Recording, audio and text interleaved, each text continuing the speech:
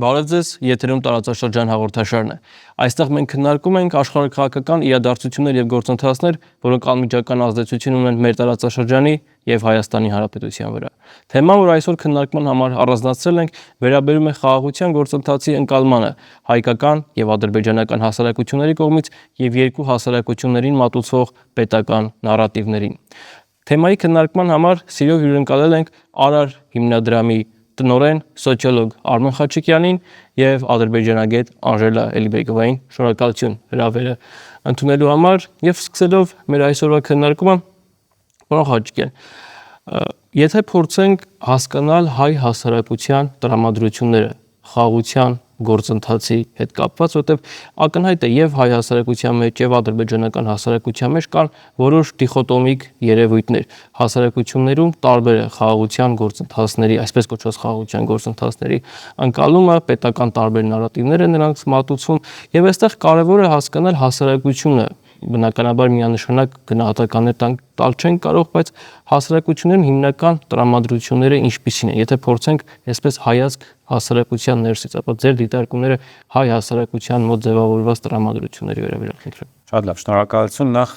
հասարակությունը միատարր չի եւ շատ բազմազան են խմբերը, որոնք որ որոշակի վերաբերմունք ունեն խաղաղությանը եւ գիտենք, որ մեր հասարակությունում քաղաքական գործընթացների վերաբերյալ, հանրային գործընթացների վերաբերյալ, օրինակ, տարիքով ավելի մեծերը մի քիչ ավելի այլ կարծիք ունեն, օրինակ 60-50 պլյուսները եւ մինչեւ 35 տարեկանները երիտասարդները մի քիչ ավելի այլ կարծիք ունեն, ու ինչպես նաեւ սեռով պայմանավորված որոշակի հանրային վերաբերմունքի տարբերություններ կա։ Ես ձեզ կարող եմ մի հետաքրքիր մեջբերում անել, երբ որ մենք երևի գիտեք, որակական սոցիոլոգիական հետազոտության մեթոդա ֆոկուս խմբային քննարկում, երբ որ 10 հոգով նստում քննարկում են տարբեր թեմաներ, մենք Սյունիքում ֆոկուս խմբային քննարկում էինք անում, Սյունիք, որտեղ մարդիկ փաստացի ավելի մոտ են եղել ադրբեջանական իրականությանը Սովետ միության ժամանակ, եւ հետաքրքիր էր, որ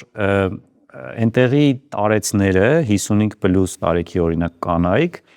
ասում էին, որ դե մեկը խաղաղություն հնարավոր չի, այսպես ասած Թուրքիա, Ադրբեջանցու հետ հնարավոր չի խաղաղություն լինի, ու նկարագրում էին իրավիճակներ, որ ամեն դեպքում համակեցություն կար իրանց միջև։ Այսինքն միանշանակ չի նույնիսկ մի անձի մոտ ինքը անձամբ հավատում է այդ խաղաղությանը, թե չէ որտեղ ինքը նկարագրում է իրավիճակ, որ այ, բայց օրինակ իմ հայրը ուներ ադրբեջանցի ընկեր, մենք իրանց հետ ինքը գալիս էր մեր տուն գնում էր, ու հաջորդ մտքում ասում է, բայց գիտես, ինքը մեր տանը ձու էր ուտում, բանան էր ուտում, այսինքն նենց բաներ էր ուտում, որը այսպես ասած հնարավոր չի իրան միջամտել ինչ-որ ձևով։ Պատկերացնում եք ինչ կարգի անվստահության միջավայր է։ Մի ուրիշ առումով շատ հետաքրքիր մի միտք ասեմ ձեզ, որ ոչ միայն թվերով ասեմ, այլ իրականության հստակ օրինակներով մի տարեց կին կար, ով որ ասում էր, որ ինքը աշխատել է գործարանում, որտեղ երկաթյա ինչ-որ պարագաներ են սարքել, ու ասում էր, որ մի ադրբեջանցի հավաքում էր երկաթները, այսպես ասած, մանր կտորներ ու իր դարակներ գցում, ասում մենք մտածում ենք երևի տուն ինչ-որ բան է սարքում, այդ գործարանից վերցնում տանում է տունը սարքում է, ասում հետո այդ խառը իրավիճակները սկսեցին, ադրբեջանցիները սկսեցին հեռանալ, եւ ասում մենք բացեցինք այդ դարակ, ինքը հեռացավ չհասցրեց այդ դարակի պարունակությունը, ասում մենք տեսանք այդ դարակում այդ երկաթները սրացված էին, ու ասում եմ, ինքը երևի պետք է այդ դա մեր դեմ կամ ինչ-որ մարդկանց դեմ ուղղվեր, այսինքն նույնիսկ անձի մակարդակում, տարբեր անձանց մակարդակում, ովքեր հասարակության մեջ եղել են ու առնչվել են ադրբեջանցիները, իրենց մոտ կա այսպիսի մի պատկերացում, որ դե համակեցությունը պետք է այս կամ այն կերպ լինի, բայց մեկը վստահություն ու հավատք խաղաղության, իրական խաղաղության նկատմամբ չկա։ Ես փորձեցի օրինակներով բերեմ, հաջորդիվ արդեն թվերով էլ կներկայացնեմ։ Շնորհակալություն հետաքրքիր դիտարկումների համար։ Տիկին Էլիբեգա, գանք ադրբեջանական հասարակությանը։ Ակնհայտորեն գիտենք պետական քարոզչամեքենան ինչ է փորձում հրամցնել ադրբեջանական հասարակությանը եւ հաջորդիվ դրա մասին խոսենք։ Բայց եթե փորձենք էլի բարդ հարց է, որտեղ բնականաբար հասարակությունները միատարր չեն, հատկապես Ադրբեջանի պարագայում, երբ որ դրսից էլ հասարակությունը գնահատելու անկախ մեխանիզմների բացակայություն էլ կա, ավտորիտար ռեժիմ է գործում, այսինքն դրսից թերևս ավելի դժվար է հասարակությունը գնահատել, բնորոշել, որպես միատարր երևույթ էլ անհնար է որպես այդպեսին բնորոշել, բայց ինչ հիմնական նարատիվներ կան, որոնց մասին կարող ենք խոսել, դեռ միայն հասարակության մասին, պետական քարոզչամեքենան մի կողմ դրած, ադրբեջանական հասարակության տրամադրությունները պատերազմից հետո, Արցախյան էթնիկ զտումից հետո, ընդհանրապես Հայաստանի հետ հարաբերությունների մասով, եթե փորձեք հիմնական ուղղություններով ներկայացնել, որոնք դրանք քանի որ այդ հասարակության մեջ դաշտային աշխատանքի հնարավորություն չկա, այսինքն շատ մոտավորապես տպավորություն է կարելի ստանալ իրական process-ների մասին, որտեղ նույնիսկ եթե դու հետևում ես սոցցանցերով ինչ որ մեկնաբանությունների քննարկումների, դու երբեք չգիտես այդ օկտատիրոջ, այդ օկտահաշվի հետևում ով է։ Արդյոք ադրբեջանցի է, արդյոք հասարակ քաղաքացի է, եթե ադրբեջանցի է, թե մարդը, որին պետքա ստեղծել ինչ որ կարծիք, հա, եւ տրամադրություն։ Հետևաբար նույնիսկ իրենց սոցհարցումները, որոնք մենք տեսնում ենք տարբեր ԶԼՄ-ներում հրապարակված կամ պաշտոնական արված, իրենք երբևէ ինձ մոտ որևէ վստահություն չեն ներշնչում, հա, եւ որպես հիմք ինչ որ բան վերլուծելու հանդես չեն գալիս։ Բայց այնուամենայնիվ, եթե սենց տանք ինչ որ հիմնական ուրվագծերը ադրբեջանական հասարակության վերաբերմունքի մեջ, այո, կենցաղային մակարդակում կա սերունդ, ինչպես եւ Հայաստանում, որ ունեցել է համակեցության փորձ, բայց պետք է հասկանանք, որ այդ փորձի տարբերություն Հայաստանի բավականին բացասական ավարտ է ունեցել, հա, ջարդերով հայերի։ Եվ մենք հաճախ խոսում ենք, որ ադրբեջանցիները երբ որ Բաքվում, Սումգայիթում, Գանձակում ջարդեր էին իրականացնում, կային ադրբեջանցիներ, որոնք փրկում էին նաև հայերի, հարևաններ, որոնք թաքցնում էին եւ պաշտպանում էին այլ ադրբեջանցիներից, այդպիսի երևույթների վրա, այսպես ասած, աշխատում են ավելի շատ ուշադրություն դարձնել, որ այո եղել է, բայց, հա, որովհետև այդ կոլեկտիվ ամոթի զգացողությունը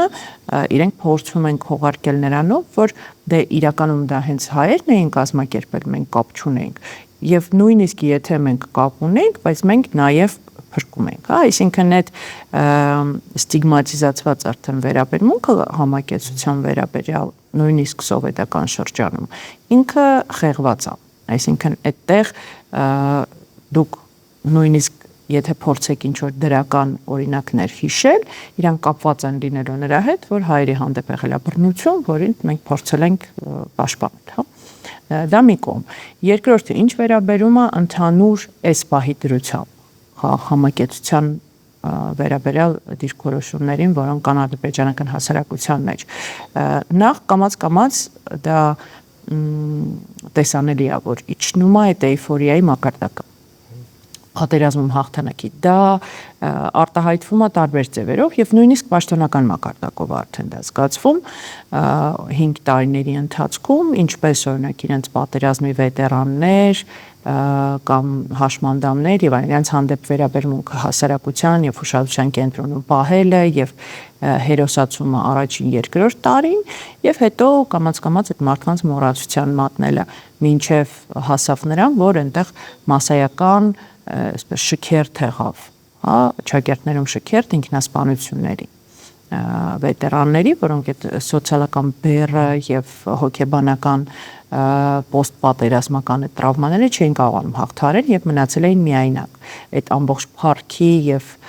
իրենց հանդեպ ուշադրության ֆոկուսում կենտրոնում գտնվելուց հետո իրենց շատ կտրուկ մոռացության մատնեց հասարակությունը, ինչու։ Դա նաև իր օբյեկտիվ պատճառներ ունի, հա։ Ինչով է դա պայմանավորված։ Առաջինը գաղափարախոսական խնդիր էր, որովհետև երբ որ Ադրբեջանի իշխանությունը կանգնեց եւ ասաց, որ այլևս հարցը փակված է եւ լուծված է, իսկ մարդկանց 30 տարի ասում էին, այ հենց այդ հարցը լուծենք, դուք սկսելու եք լավ ապրել։ Եվ անցնում է ժամանակ, մարդիկ հասկանում են, որ իրենց ոչ սոցիալական իրավիճակը, ոչ տնտեսական, ոչ կենցաղային ինչ-որ բանը չի փոխվում դեպի լավը։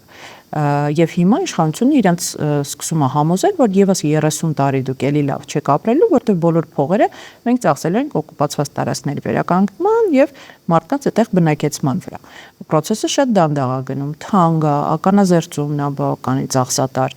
Ադրբեջանի ակնկալիքները արտասահմանից օգնության չարդարացան, ինչ որ իրենք պլանավորում ներդրումներ առանձնապես չեկավ։ Եվ այդ ամեն ինչի արդյունքում սոցիալական լարվածության մակարդակը սկսեց բարձրանալ հասարակության ներսում, ու ասում եմ լավ, այդ մարդիկ, որոնք 30 տարի մեր հաշվին այստեղ ապրել են, ունեցել են արտոնություններ եւ այլն, վերջապես հետ ուղարկեք իրենց տներ։ Էլի իմ հաշվին է կառուցում այդ տունը, օքեյ, բայց հանեք իմ տնից, որտեվ շատ տներ կար, որոնք հենց չգիտեմ, բաքվեցին ինչ որ ադրբեջանցիների տներ զավթել էին այդ մարդիկ եւ 30 տարի իրենց այդտեղից հանել չէր լինում։ Եվ ինչ որ մի պահ հասարակությունը ուրախացավ, որ վերջապես թեման փակա, բայց պարզվեց որ չէ, մոտակա 30 տարին այդ խնդիրները շարունակվելու են նույն տեմպերով։ Եվ բացի դրանից, երբ որ դու արդեն չես տալի հասարակությանը գաղափարախոսություն, վերջացել է, հա, ամեն ինչ, պետք է հնարել նորը։ Ես կարծում եմ մենք այդ թեմային կանդրադառնանք, այսպես կոչված արևմտյան Ադրբեջանի կոնցեպտին, բայց ընդհանուր այս պահի դրությամբ հասարակության ներսում վերաբերմունքը համակեցությանը պայմանավորվում անրանով, թե ինչա պետական քարոզչությունը իրենց պարտադրում։ Պարզա, որ հայատյացության մակարդակը այնտեղ ոչ միայն չի իջել, այլ հակառակը, ել ավելի է բարձրացել պատերազմից հետո, այսինքն երբ որ մեզ համոզում են, որ ադրբեջանցիները այլևս վերջ հարցը լուծելուց հետո չունեն մեզ հետ որևէ խնդիր, հա, դա այդպես չի, որովհետև իրենք հաղթահարել են վախը հայերի հանդեպ, հա, այդ բարդույթը պարտվողի հաղթահարել են եւ ել ավելի ագրեսիվ են հիմա դարձել, ել ավելի պահանջկոտ են դարձել, իրենք հասկացել են, որ հայկական կողմը պատրաստ է անցյալ զիջումների, իսկ ադրբեջանական հասարակությունը, այսպես ասած, վերջապես ստացել է հնարավորություն մուրը հանել հայերից, այո, եւ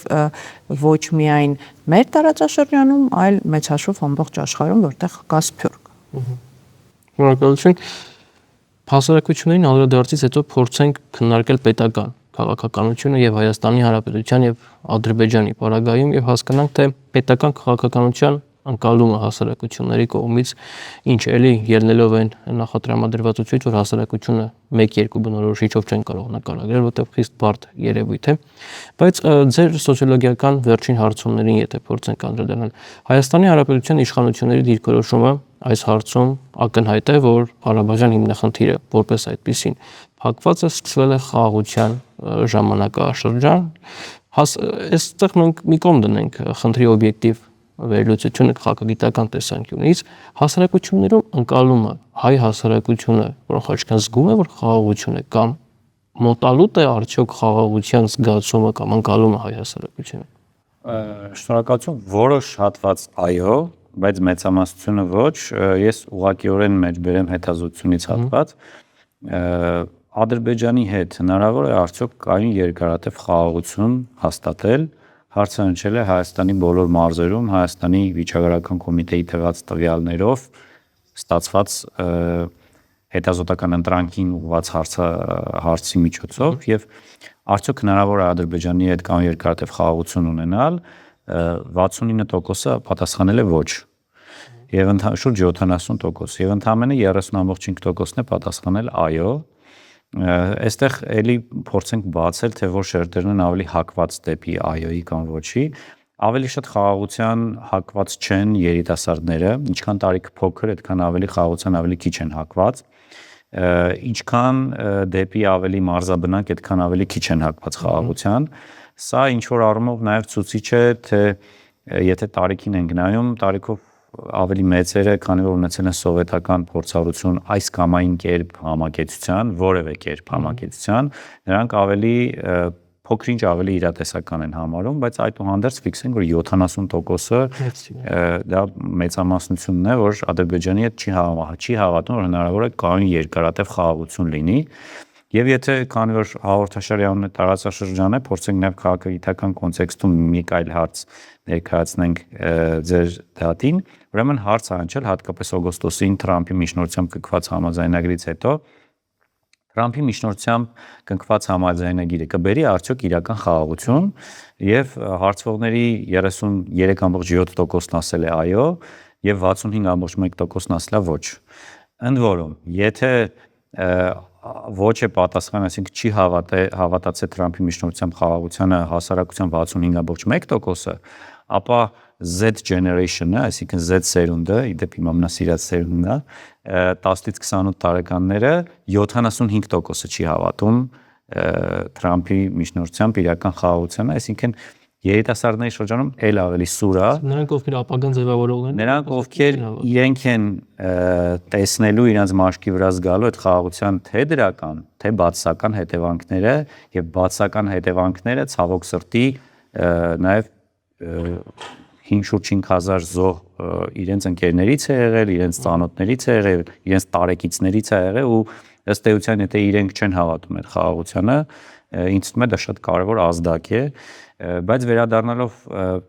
քաղաքականության, то есть ինչա գալիս, ինչ նարատիվներ են գալիս, միանշանակ խաղաղության օրակարգն է առաջ քաշվում պետության կողմից ու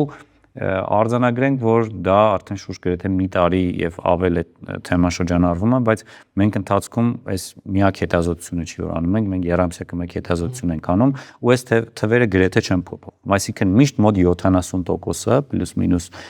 տարբերությամբ միշտ չի հավատում խաղաղությանը։ Իսկ այն 30%-ը փաստացի հավատում է, հույս ունի, ինչ որ առնով միգուցե wishful thinking-ի ցանկալի մտածողության տիրույթում է, որովհետև մի ուրիշ գործոն կա, ես շատ չծավալվելով ասեմ, որ խաղաղություն ասվածը վստահ եմ մեր երեքից բոլորի մեծագույն ցանկությունն է։ Եվ ցավոք սրտի յուրաքանչյուր մարդ ինքն է պատկերացնում ու փորձում առարգականացնել, արտիկունացնել այդ խաղաղությունը։ Հիմա քանի որ զուգահեռ մենք օրինակ մասնագետներով ուսումնասիրում ենք, գիտենք խորությունը, քաղաքագիտական ասպեկտը եւ այլն, բայց հասարակության անդամները պարտավոր չեն բոլորի իմանալ։ Եվ երբ նրանք լսում են պետական քարոզչությունը կամ հիմնական իշխանական գործիչների նարատիվները, իրանք էլ դա են լսում եւ փորձում են դրա մեջ տեսնել հույս, հավանականություն եւ դրանով է պայմանավորված այս 30%-ը, իսկ ասել, որ Հայաստանում այսպես ասած հակաիշխանական կամ ընդդիմադիր քարոզչությունն իշխանական քարոզչությունը հավասար մակարդակի վրա են, այդպես չի, ուստի եթե հավասարվեն այդ 30-ը էլ ավելի կիչնի։ Շնորհակալություն հետաքրքիր դիտարկումների համար, այսինքն 30% լավատես տրամադրված մեր հայրենակիցների հիմնական դրդիչ ուժը wishful thinking-ն է, այսինքն ցանկալին տեսնելու հնարավորությունը մեծ մասամբ։ Ինձ թվում է նաև ներողություն, որ այսպես քննարկման ենք վերածում, ինձ թվում է նաև մարդկանց մոտ 10%-ը ուղղակի եթե չհամի մի տարի առաջ հարց ունեինք, որով ուզում էինք հասկանալ նաև Արցախի նկատմամբ մարդկանց այսպես ասած հետ վերադարձնելու ցանկությունը, մոտ 10%-ը հավատում է ձեր ասած, որ Արցախյան հիմնախնդիրը այլևս մեր օրակարգում չէ, 10%-ը վստահ ասում է այո, Արցախյան հիմնախնդիրը մեր օրակարգում չի ու դա չի կարևորում, ուստի էլ Ադրբեջանի այդ որևէ ռազմական խնդրի հեռանկարը իրենց պատկերացմամբ անիմաստ է եւ հույս չկա։ Երկրորդ դուք միգուցե ուշադիր չեք հետևում, բայց հասարակության լիքը անդամներ ակտիվ սպառում են օրինակ Տավուշյան Կիրանցի պատը, ես վերջերս այդ պատի կողքով եմ անցել, ինձ համար դա ռիսկ է առաջացնում, ես այդ պատը տեսնում եմ, ես ու մայրս Վրաստան էին գնում, այդ պատը տեսակ, ես էլ մայրս էլ անհանգստացանք, որ այս ինչ վատ վիճակ է, այսինքն սա անվտանգության մասին չի այս պատը, բայց պետության ներկայացուցիչները, անվտանգության ոլորտի ներկայացուցիչները, քաղաքացիական հասարակության ներկայացուցիչները գնում են այդ պատի մոտ ու ասում են տեսեք սա ինչ խաղաղություն է, այսինքն նույն երևույթը տարբեր ընկալումներ ունի։ Ոստի ասել որ մենակ wishful thinking-ը միանշանակ այդպես չի, wishful thinking-ն էլ իր մասն ունի, բայց մարդիկ հավատում են հիմա դա ամեն մեկի իր պատճառն ունի հավատալու խաղաղությանը կամ հավատալու որ Ադրբեջանը այլևս բան չունի։ Ինչի ավելի շատ ֆիքսվեցի այս հարցերը, որովհետև եթե մենք նայում ենք խնդրի քաղաքագիտական կողմ, այսինքն օբյեկտիվ իրականությունն այնա, որ որպես այդպեսին չկա ստորագրված խաղաղության համաձայնագիր եւ այս առումով եթե կա հասարակության մի զանգված, որ մտածում է որ խաղաղություն այսպես այնպես հաստատվել է այն պարագայում երբ որ չկա խաղաղության ստորագրված եւ ընդհանրակարգերով համապատասխան ուժի մեջ մտած համաձայնագիր, ապա դա որոշակիորեն կարող է պայմանավորված լինել ցանկալին տեսնելու համոզումից։ Մյուս կողմից եթե սրանք գումարենք արդեն ադրբեջանական իրականությունը, այն խնդիրները եւ այն նարատիվները, որ ադրբեջանական պետությունն է մատուցում սեփական հանրությանը եւ այստեղ առնասկային դրույթը երևի թե արևմտյան Ադրբեջանի այսպես կոչված քաղաքական կոնցեպտն է կամ դուք Տիկին Էլիբեկո դրան ինչպես եք վերաբերում, դա քաղաքական կոնցեպտ է, դա հերանեկարային ռազմավարություն է, դա սեփական իշխանությունը պահելու ուղղված գործիք է, դա Հայաստանի թշնամանքը շարունակելու գործիք է։ Դա մի քաղաքականություն է, որը նպատակ ունի Հայաստանի նկատմամբ ապահովել ճնշում կամ բոլորը միասին։ Սա իրականում ինչ է կոնցեպտը, ինչքան է ադրբեջանական պետության տրամադրվածությունը գնալու սրա հետևից մինչև վերջ։ Ես մի հետաքրքիր բան նկատեցի, երբ որ այսօրվա հաղորդմանն էի պատրաստվում։ Փաստորեն ադրբեջանական եւ դու բնականաբար ավելի մասնագիտական կարծիքով կարտահայտվեք սրա մասին։ Ադրբեջանում նույնիսկ 1-2 անգամ արգելվել է կամ այնպես է արվել, որ չաշխատեն այնպիսի հասարակական կազմակերպություններ, որոնք զբաղվում են այսպես կոչված արևմտյան Ադրբեջանի խնդրով, եւ նպատակը այն էր, որ ադրբեջանական պետական քարոզչամեքենա, պետական համակարգ ունենա մեկ կազմակերպություն կամ իր կողմից ընտրված կազմակերպություններ, որոնք զբաղվում են արևմտյան Ադրբեջանում, որպեսզի այդ հստակ քաղաքական գիծը պահի արևմտյան Ադրբեջանի այսպես կոչված։ Ձեր դիտարկումները սրա վերաբերյալ խնդրեմ։ Գանք ինչից սկսենք նրանից, որ այսպես կոչված արևմտյան Ադրբեջանի կոնցեպտը ինքը դեռ մշակվել է Իլհամ Ալիևի հոր Հեյդար Ալիևի օրոք, որպես հայեցակարգային թեմա, բայց մեյնսթրիմային չի եղել այն ժամանակ, որովհետև սպառման կարիքը եւ թիրախային խմբերը չի ունեցել, հա, այդքան մասշտաբային, ինչքան դա հիմա։ Ինչու հիմա դա դարձավ մեյնսթրիմ։ Առաջինը նախորդ հարցին պատասխանելով այդ թեմային կամաց եկանք, որ Ադրբեջանը կարիք ունի նոր գաղափարախոսության։ Ինչով է դա պայմանավորված։ 2022-ին հարձակման ժամանակ արդեն Հայաստանի Հանրապետության սուվերեն տարածքի Ադրբեջանում դեռ այն ժամանակ մի փոքր, այսպես մնացած, բայց մարգինալիզացված մտածող մարդկանց խմբերը բարձրացնում էին այդ հարցը, որ լավ հասկացանք Արցախում պատերազմը, բայց Հայաստանի Հանրապետության միջազգայինորեն ճանաչված տարածքի օկուպացիան էլ մեր ինչին է պետք ու այդքան զոհեր տալը մեր ինչին է պետք, ինչ ենք մենք էլ ուզում։ Հա մենք մեր հարցը լուծեցինք, այդ հասկանալի է։ Դայշը այն ինչ որ տեղի էր ունենում պատերազմից հետո դարձավ անհասկանալի ադրբեջանական հասարակության համար, որը էլի մեծ քանակությամբ զոհեր, կորուստներ ա ունեցել եւ չէր հասկանում իսկ ինչի համար է էլ պետք այլ պետության վրա հարձակվել։ Եվ Ալիևին պատասխանի ոնց որ ձևակերպման համար պետք էր սկսել հասարակության ներսում տարածել այդ նոր գաղափարախոսությունը, որ իրականում սա Հայաստանի Հանրապետության տարածքը չի, սա մեր պատմական հողերն են, որտեղ մենք պետքա գնանք, բնակեցվենք եւ ապրենք, եւ դրա համար պետք են բոլոր մակարդակներում աշխատանքներ տարվեն, եւ դիվանագիտական, եւ կրոնական, եւ գիտական, կրթական, մշակութային, եւ ռազմական եւ այլն, այսինքն կոմպլեքսային, եւ երբ որ մոնոպոլիզացվեց ձեր ասացի պես, միայն մի կառույցի վրա, որը ուղիղ ենթակայության տակ է, հա, իշխանությունների եւ Իլհամ Ալիևը երբ որ գնաց բացմանը, իրենց գրասենյակի ծրագրային մեծ ելույթ ունեցավ, հրապարակվեց այդ կոնցեպտը եւ դրա տակ սկսեց կառուցվել շատ մեծ համակարգ։ Պարլամենտում հանձնաժողով հատուկ, որը զբաղվում է միջազգային կառույցներում ներկայացվածություն, տարատեսակ Ադրբեջան գնացող պատվիրակությունների հետ պաշտոնական հանդիպումներ, գիտաժողովներ, ֆիլմեր, կայքեր, քարոզչական շատ մեծ ծավալի պրոդուկցիա, որի վրա ծախսվում են շատ մեծ գումարներ։ Նույնիսկ իրենք երրորդ երկրների լրագրողների եւ նկարանող խմբերի միջոցով Հայաստանի տարածքում էին նկարահանումներ իրականացնում, այդ թվում նաև Երևանում, Կոնդում եւ հետո դա որպես հիմք վերցնելով դիմում ՅՈՒՆԵՍԿՕ-ին, որպեսզի դա ճանաչի ադրբեջանական մշակութային արժեք եւ պաշտպանի հայերից։ Այսինքն այդ գործունեությունը բավականին ծավալուն է տարբեր ոլորտներում, բայց ասել որ դա նոր բացարձակ նոր թեզ է, դա այդպես չի, որովհետեւ եթե դուք նայում եք ադրբեջանական դասագրքերը, արդեն սերունդներ այդ դասագրքերով կրթվել են, որտեղ այդ ամեն ինչը հենց այդպես էլ ներկայացվում։ Հետևաբար այդ կոնցեպտը Ալիևին պետքա ցույց տալու համար, որ արտաքին թշնամու կերպարը, հա, կերպարներից մեկը մնում են հայերը եւ Հայաստանը, որպես վտանգ, որից այո, ես ձեզ պաշտպանել եմ։ Դա պետքա նրա համար, որ հասարակությունը լինի կուռ, դա պետքա որ ավելորդ հարցեր չտան, դա պետքա որ հայկական հասարակության վրա հոգեբանական ճնշում գործադրվի, դա պետք է որ բանակցություններում անընդհատ ունենա Ադրբեջանը լծակ, դա պետք է հեռահար պերսպեկտիվայով եթե նայենք,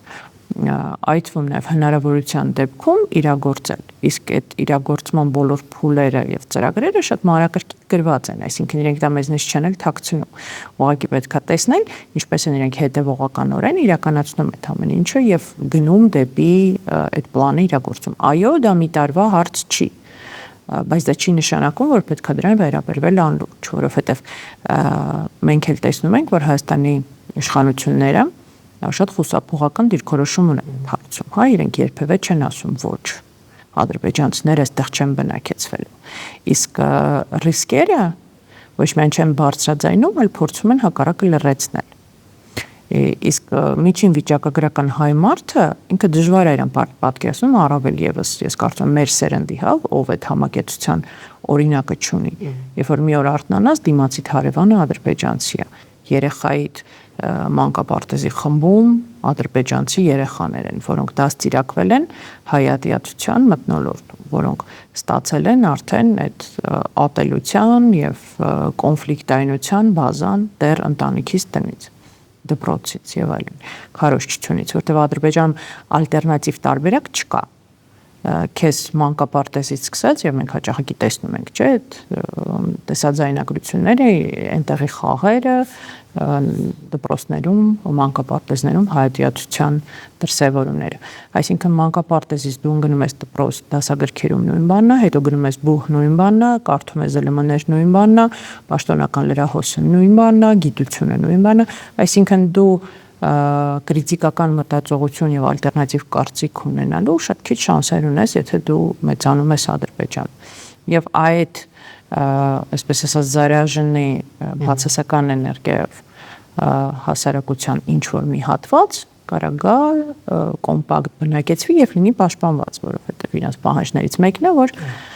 իրենց Հայաստանի տարածքում երրորդ երկրների ռազմական ներկայացվածությամբ իրավունքները ապահովեն եւ պաշտպանված լինեն։ Այո։ Կներեք, որ մի քիչ երկար ստացվեց, բայց ընդհանուր առմամբ հասկանալու համար այդ ռիսկերը, թե ինչ կարա լինի, եթե վաղ այստեղ բնակեցնեն եւ ներսից այսպես ականներ դրվեն, որոնք ինչ որ պահի պայթեցվելու են, օրինակ, եթե ադրբեջանցիները Սյունիքում բնակեցվեն, այդ այսպես կոչված իրենց Զանգեզուրի միջանցքի երկայնքով ինչ որ մի պահի դեմոգրաֆիական իրավիճակը կսկսեն փոխել, օրինակ հայերից բիզնեսներ, տներ, հողեր կսկսեն գնել, չխլելել, ուղղակի գնել։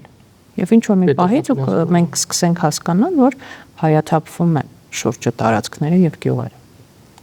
Իսկ շատ կարևոր նկատառում արեցի կապված կրթական ծրագրերի եւ դասագրքերի հետ, որը կարծում եմ հասարակության հետ պետության աշխատանքը նկարագրելու լավագույն ցուցիչներից մեկն է։ Այո, մեր մոտ տակառակն է եւ նույնիսկ այն պարագայում, երբ որ Եվրոպական խորհրդարանը 3 տարի առաջ ընդունված բանաձևով հստակ ֆիքսեց առաջին անգամ, որ Ադրբեջանում կա պետական մակարդակի բարձրացված հայատյացություն, նույնիսկ այդ պայմաններում Հայաստանի իշխանություններից ազդակներ չհնչեցին կամ այդ բանաձևը քաղաքական սատարում նույնիսկ այդ բանաձևին չհայտարարեց այն պայմաններում, երբ որ Եվրոպական խորհրդարանը Եվրոպական միությունը ընդունում է Ադրբեջանում արկա հայատյացության վտանգը, բայց մեր ճիշտ նկատեցիք մեր մոտ լրիվ հակառակ իրավիճակն է։ Այսինքն խաղաղության գործընթացի այսպես կոչված խոսույթի հետ մեկտեղ դուք չեք նկատում ադրբեջանական հանրակրթական գոնե միջավայրում, կրթական միջավայրում որևէ փոփոխություն։ Միտումները նույնն են։ Տեսնում եմ դեպի վատը գնացող միտում։ Այսինքն այդ դենացիֆիկացիայի process-ը, որը ակնկալում էր, որ պիտի լինի խաղաղություն հաստատելու համար Ադրբեջանում, չի գնում։ Իսկ առանց այդ process-ի, առանց այդ ատելության քարոզի բացառման, առանց այդ դասագրքերի բովանդակության փոփոխության, առանց այդ ամբողջ քարոզչական մեքենայի աշխատանքի բառամթերքի փոփոխության, այդտեղ հնարավոր չի ոչինչ փոխել։ Եվ նույնիսկ եթե իրենք սկսեն այսօր այդ ամեն ինչը անել, սերունդը փոխվի, մեծանա նոր սերունդ, որ այդ թունավորված չի այդ ամեն ինչով, որպեսզի գոնե երկխոսության ինչ որ շանս լինի։ Այդ բոլոր տրավմաները, որոնք երկու հասարակություններն էլ ունեն իրար հանդեպ, եւ ձևական ինչ որ այսպես կոչված իբր քաղաքացիական հասարակության երկխոսության փորձեր են անում, որ իրականում եթե վերահսկվում է երկու կողմից էլ պետության կողմից, ինքը ազնիվ եւ պրոդուկտիվ երկխոսություն չի կարող լինել, դա հասարակություն չի իրական, հա։ Եվ եթե այդ ծանր թեմաները չեն քննարկվում, եթե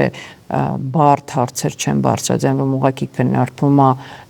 չգիտեմ, որտեղ համով հաց կերան, ով ըմբռատ ասաց եւ այլն, դա անլուրջ է։ Դա ոչ մի բանի մասին է, դա պրոդուկտիվ չի։ Իսկ իրական երկխոսության փորձ այս պահի դրությամբ չկա այդ երկու երկրների միջև։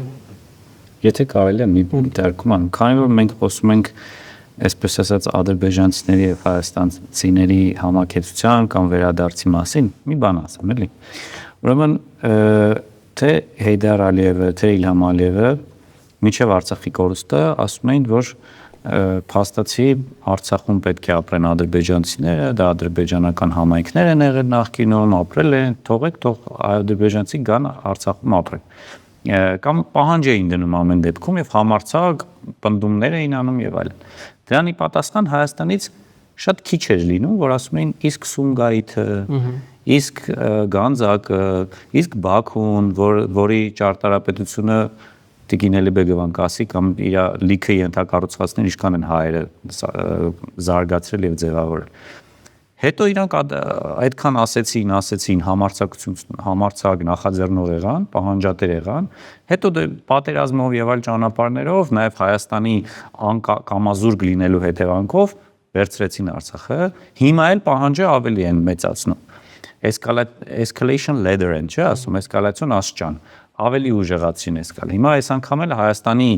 սուվերեն տարածքի վրա ասում են Մասիսում ադրբեջանցիներ են ապրել, Վարդենիսում օրինակ ադրբեջանցիներ են ապրել, դրանի պատասխան հայերը մի կերպ սկի չեն էլ ասում իշխանական կողմ, իշխանական քարոզչամեքենա չի էլ ասում, որ դե Արցախում էլ կլինի, գոնե խոսենք, որ Արցախում էլ հայեր են ապրել, գոնե Արցախում հայաստանցի ադրբեջանցի համակեցություն ձևավորենք, էլ չեն ասում հիմա ոչ միտեղ Տիկին Էլիբեգովան փաստի որևէ տեղ քննարկվում է, որ Նախիջևանում, Սումգայիթում, Գանձակում, Բաքվում հայեր էին ապրում, այդ մարդիկ տեղահանվել են, գնացել են շատերը Ռուսաստան, շատերը Հայաստան, շատերը տարբեր երկրներ։ Միշտ այս երկու երկրների, եթե հերվից նայենք նույնիսկ կողքի աչքով նայենք, այս երկու երկրներում միշտ Հայաստանը միշտ ավելի զուսպ, ավելի, այսպես ասած, խելոք, իսկ Ադրբեջանը միշտ ավելի համարձակ, միշտ ավելի իր կամքը պարտադրող, միշտ ավելի պահանջող ու փաստացի փորձ ցույց տալի իրենց քաղաքացիների, իրենց հայրենակիցների որևէ X տեղում ապրելու եւ վերադառնալու տեղահանման խնդիր ավելի շատ են բարձրաձայնում, իսկ մենք հիմա ով վերջին անգամ երբեք լսել որ մեկը խոսի Նախիջևանում հայերի նախկինում բնակեցության մասին։ Բացատրեմ ինչի է դա տեղի ունենում այդպես։ Արցախի հայերի վերադարձի եւ ադրբեջանցիների այստեղ բնակեցման թեման շատ արհեստականորեն հավասարացվում։ Ինչը առհասարական թունելի չի, հա, որտեղ հավասարության նշանի, որ ասում են, որ բոլորը պետք է վերադառնան նախկին բնակեցման վայրեր, այո, դա առաջին հերթին վերաբերում այն հայերին, որոնք բռնի են տեղահանվել ջարդերի արդյունքում լքել են մոտավորապես 400-450 հազար հայ այդ պահի դրությամբ, հա, բայց փախստական համարվում են բոլոր փախստականները իրենց ժառանգներով, հա, թիվը շատ ավելի մեծ է։ Հիմա Ալիևը արհեստականորեն բերեց, հավասարեցրեց այդ հարցերը Արցախի հայերի իրենց տներ վերադարձը եւ ադրբեջանցիների Հայաստանում բնակեցման հարցը եւ Հայաստանի իշխանությունները այդ պասը շատ մեծ հաճույքով ընդունեցին եւ մտցրեցին շրջանառության մեջ եւ վերջերս մի քանի օր առաջ վերջին նման հայտարարություն եղավ Նիկոլ Փաշինյանի կողմից, որ եթե չեք ուզում, որ ադրբեջանցիները բարձրացնեն Տարեմեծյան Ադրբեջանի թեզը, եկեք չբարձրաձայնենք արցախցիներ, ասի, ինչը ոչ իրավական, ոչ դիվանագիտական, ոչ մի առումով ընդունելի չի այդ ֆորմուլան։ ինքը բացարձակ հիմք չունի իր տակ, հա։ Եթե խոսում ենք, որտեղ արցախցիների իրենց տներում բնակեցման հարցը իրավական լրիվ այլ կարգավիճակ ունեցող է, փախստականները լրիվ այլ թեմա է։ Վերջին արդարադատության միջազգային դատարանի 2023 թվականի նոյեմբերի 18-ի որոշումը։ Բայց մենք ունենք որոշում մեծաշով Հայաստանի կողմից շուտ սիրով ընդունված պաշտոնյաների կողմից հետ կանչել բոլոր Ադրբեջանի դեմ հայցերը միջազգային դատարաններից եւ այդ բոլոր որոշումների ճակատագիրն էլ էս պահիդրությամբ բարձ չի, հայ, երբ որ դրա ֆոնի վրա Ադրբեջանի նախագահը պատրաստվում է համաներում հայտարարել ռազմական հանցագործություններ գործած ադրբեջանցիների հանդեպ պատերազմի ժամանակ, որոնց իբր ձևական այդպես դատել էին, մի քանի տարի իբր ձևական նստեցին, հիմա բոլորին ազատել են։ Այսինքն դա բացարձակ խաղաղության մասին չի։ Ադրբեջանի ռազմական բյուջեի աճը խաղաղության մասին չի։ Ինտենսիվ զորավարժությունները, այդ թվում նաև իրենց թուրք գործընկերների հետ եւ նոր մակարդակի իրենց ռազմական համագործակցությունը բարձրացնելը խաղաղության մասին չի։ Եվ այսպես կարելի է շատ երկար թվարկել Ադրբեջանի կողմից ռազմականացման process-ի, որը բնավ խաղաղության մասին չի։ Խաղաղության մասին կլիներ, եթե այդ համաներման արդյունքում բոլոր հայ գերիները, որոնք գտնվում են Ադրբեջանի տարածքում, ուղարկվեն տուն։ Եթե դա տեղի չի ունենում, դա իրական ժեստեր չեն խաղաղության, այսինքն 4 կարգի ցորեն Ադրբեջանով, Վրաստանով Հայաստան բերելը դա ժեստեր չեն, դա խաղաղության մասին չի։ Մենք քննարկեցինք այդ իրավիճակը ինչ ունենք եւ հասարակություններում եւ պետություններում։ Եթե փորձենք որոնողական կանխատեսման տեսանկյունից գալ եւ էքստրապոլյացիա անել, այսինքն ունենք արկա միտումներ։ Եթե քաղաքական գործընթացի վրա իմպերատիվ որևէ ազդեցություն չունի, քաղաքական գործընթացը եւ միտումները շարունակեն մնալ նույնը եւ այս կանխատրամադրվածության մոտենան խնդրին։ Ուր են տանում այս գործընթացները ըստ Շատ լավ որ այդ մասին եւս հարց ունենք եւ այդ մասին եւս հետազոտական արդյունք ունենք։ Իհարկե պատկերը ինչ որ առումով ցավալի է, բայց մենք նաեւ ուզում ենք հասկանանք, թե մեր հասարակությունը ինչպես է պատկերացնում Ադրբեջանի հերահար նպատակը որն է եւ հենց այդպիսի հարց ունենք, որ նաեւ պատկերացնենք ապագայում ինչ ակնկալել։ Մենք հարց ունենք որն է Ադրբեջանի երկարաժամկետ նպատակը եւ տարբերակները 4-ն են։ Ես հերթով թվարկեմ ու նշեմ տոկոսները։ Ուրեմն այն հարցին, թե որն է Ադրբեջանի երկարաժամկետ նպատակը, Հայաստանի հարցվողների 13.7%-ը ասում է, որ Հայաստանի տարածքի մի մասի բռնազավթումն է։ Այսինքն մոտ 13% պատկերացնում է, իր պատկերացնում Ադրբեջանի երկարաժամկետը Հայաստանի տարածքից մի քանի տարածք վերցնի ու վсё, դրանով կսահմանափակվի։ 15%-ը մի քիչ ավելի լավատեսական է պատկերացնում, ասում է Հայաստանի անկախության թուլացումն է ու կախվածության մեջ գցելը, այսինքն տարածքները նույնը մնան, անկախությունից սուվերենիտետից մի քիչ մի մաս կվերցնի, կախվածության մեջ գցի ու դրանով կհանգստանա Ադրբեջանը։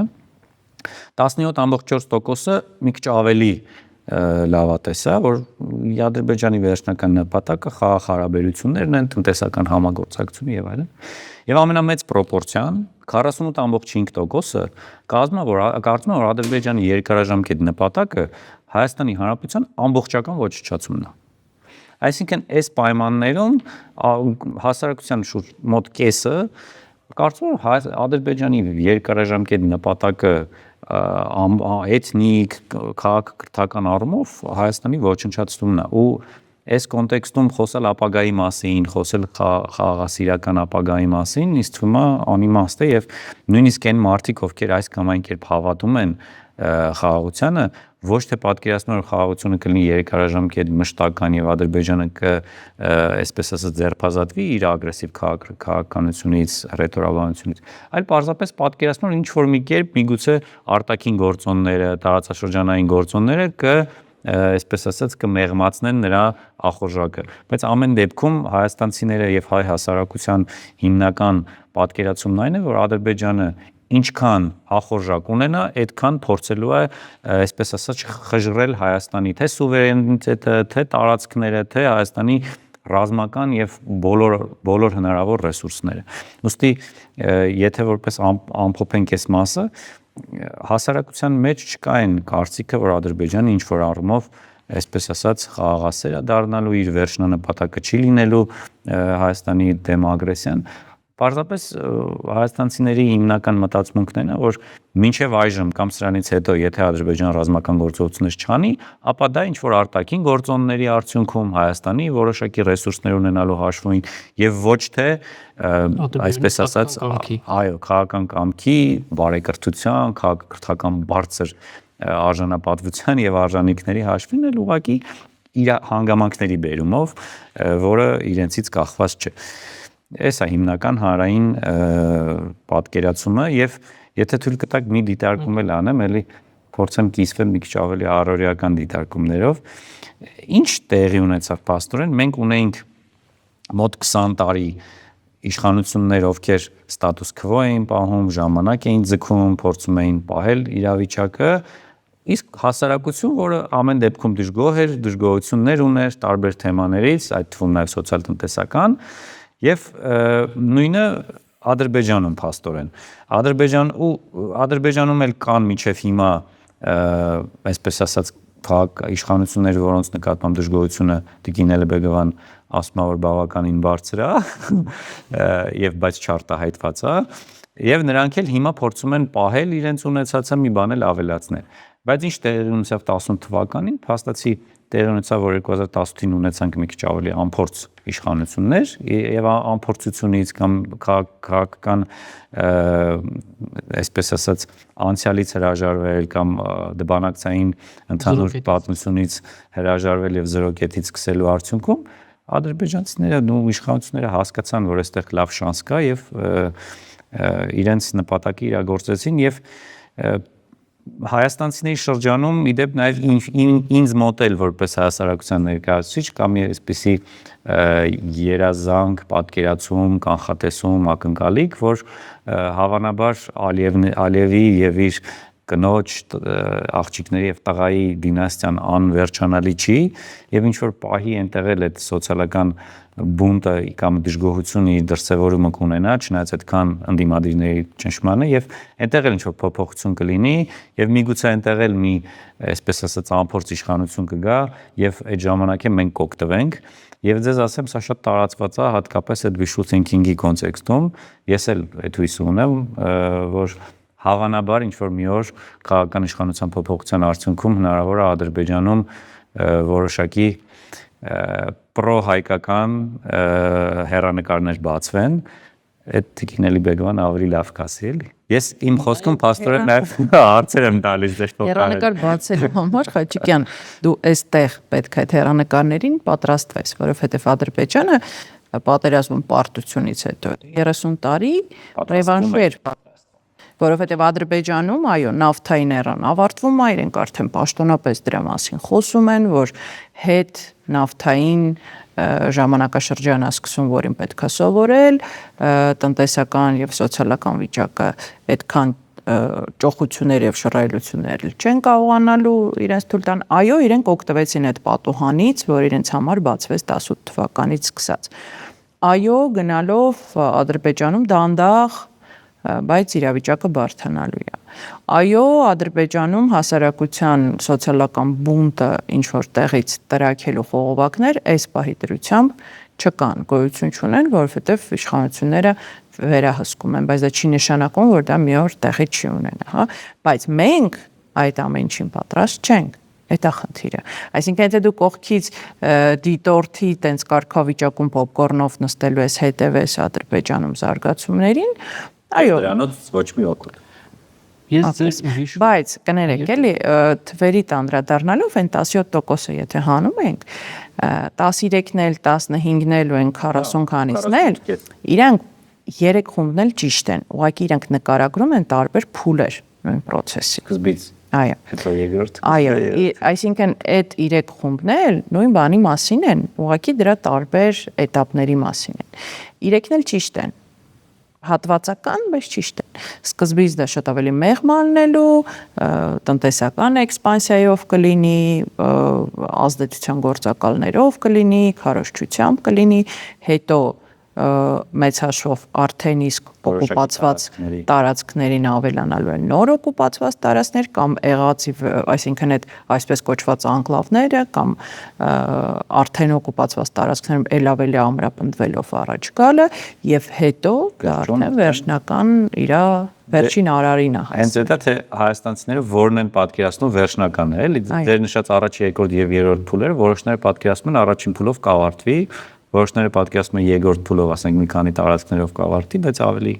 Ես իրականում ինձ այդ քո այսօրվա ներկայացրած թվերը շատ ուրախացնում են, անկեղծ, որովհետեւ հասարակության մեջ այդ սթափ ռացիոնալ քրիտիկական մտածողությունը, քանի որ գերակշռումը եւ գերակշռումը երիտասարդների մոտ է շատ լավ է, բայց այստեղ հարցը նրանում այդ երիտասարդին ոնց բերել դրա տեղամաս, որպեսզի փոխի իրավիճակը, որովհետեւ այն տատիկները եւ պապիկները, որոնք ապրում են հմեկի իրականության մեջ, իրանք շատ ավելի մոտիվացված են գնալ եւ ձայն տալ իշխանությանը, քան այն երիտասարդները, որոնք այդ ամեն ինչին չեն հավատում։ Այդ է խնդիրը համար 1։ Իգնի Լիբեկվա, եթե փորձենք նույն գործողությամբ դիտարկել ադրբեջանական հասարակությունը, եթե առաջիկայում քաղաքական գործընթացի փոփոխություններ չլինեն, ներկա միտումները ուր են տանում, հավանաբար ավելի ագրեսիվացման։ Տես, ինչքան ներսում սոցիալական վիճակը վատ է Ադրբեջանում, այդքան ավելի սաստկանում է արտաքին թշնամիների դեմ պայքարի մոլագար իրանց բանը, հա, process-ը։ Եվ այստեղ, եթե առաջ ֆիքսված էր ուշադրությունը Հայաստանի վրա, հիմա արդեն բազմապիսի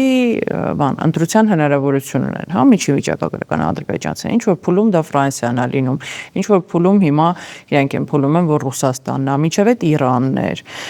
ինչ որ մի փուլում ԱՄՆ-ն էր, այսինքն կախված կարիքներից իշխանության իրանք սրում են իրենց հասարակությանը ինչ որ մի երկրի կամ հասարակության կամ երկրների խմբի դեմ։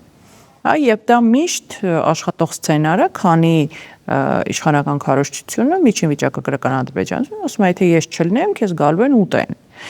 Մենք ապրում ենք այս տարածաշրջանում, որտեղ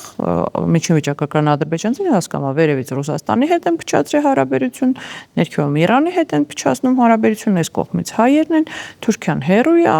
ինչ որ ձև պետք է գա հասնի օգնություն, ով է իրենց պաշտպանելու, եկեք Պակիստանի հետ ընկերություն անենք, եկեք սրանera հետ, հա։ Այսինքն միջին վիճակ, եթե մենք դիտարկում ենք իրավիճակը, ինչա կատարվում միջին վիճակագրական ադրբեջանցու գլխում։ Բայց ելի եմ կրկնում, մեզ դրանից ոչ տակ, ոչ սառը, ինչ զարգացումներ կլինեն Ադրբեջանի ներսում մոտակա 10 տարվա ընթացքում, եթե մենք ոչինչ չենք անում դրանց վրա ներազդելու համար։ Եթե մենք ոչ մի կերպ չենք կարող այդ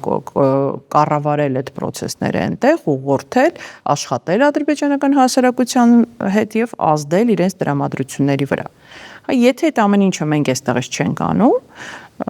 ինչ կլինի այնտեղ, լավ կլինի թե վատ, մեր համար լինելու է ամեն դեպքում վատ ցանկացած տարբերակը, հա, եթե մենք դրա վրա չենք կարողանում ազդել։